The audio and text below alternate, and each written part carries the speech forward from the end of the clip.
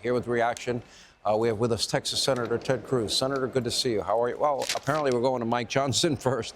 We'll say hi to both of you, but we'll start with Speaker Johnson. Mr. Speaker, I guess you made it to the camera. Thank you for joining us.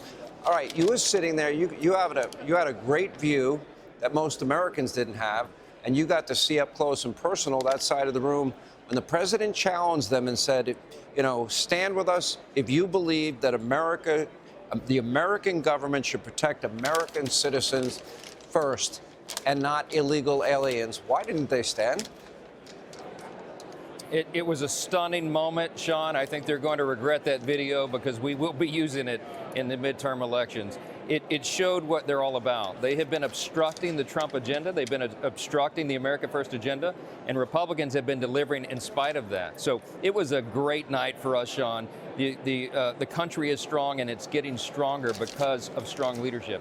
And President Trump gave the longest State of the Union speech in history because he had so many wins to tout, so much good news to deliver, so much to remind the American people of, that we have kept the promises that we made in 2024. And the first year of the second term of President Trump was amazing, and he put a lot of that on display tonight. Let's go to some observations. The president said the nation is back, bigger, stronger than ever before, golden age of America, and that he inherited a nation in crisis, a turnaround for the ages, talked about the border, talked about inflation, talked about interest rates, talked about gas prices, talked about mortgage rates, talked about safety and security around the globe.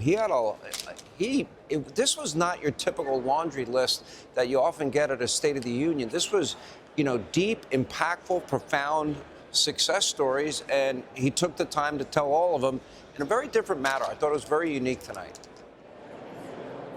I thought it was unique. I think it was the best State of the Union speech that I've seen. I did have a front row seat for it, so I enjoyed it very much, and I think the president did as well. He could have gone much longer because he enjoyed that venue and he enjoyed delivering that great news to the American people. These are real results, Sean, and people are beginning to feel all of this. It's the result of good policy. And the president reversed the madness that he inherited, as he said at the beginning of the speech. He inherited from the Biden-Harris administration an absolute mess. Every metric of public policy was a disaster. And in such a short turnaround, we fixed so much of that. But there is much more yet to do. And so he's delivering that hope to the American people. He's explaining how high the stakes are in this midterm. As you noted, we have to continue this. The president needs 4 years to finish this job, not just 2. And if we were to lose the House majority in the midterm, that's exactly what would happen. They would turn it all back, and all these great wins that he touted tonight would be reversed. The Democrats, you saw what they're about tonight. Sean, they stood and applauded for themselves for voting against the working families tax cuts. They voted to impose the largest tax increase in U.S. history on the American people, and they applauded themselves for that tonight. It told you everything you needed to see. Their actions speak as loud as their words. From your unique vantage point, what was it like looking out at Congresswoman Omar and Congresswoman Tlaib?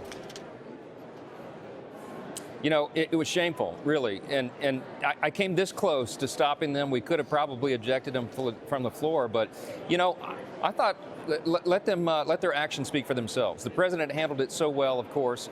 And if they'd gone a step further, we probably would have ejected them. But I think it was good for them to be there. I think it's good for the American people to see the shame that they brought upon their party and upon themselves. And what a stark contrast between them and between the Republican Party, who are standing and cheering for all these great Americans who deserved all this attention tonight. The brave law enforcement officers, military officials who received all the medals and the honors tonight, the victims of crime. I mean, we're on the right side of common sense, on law and justice, on security and American dominance and strength. And the Democrats stand for exactly the opposite of all that. Their record shows it, and their actions tonight, I think, really brought shame on their party.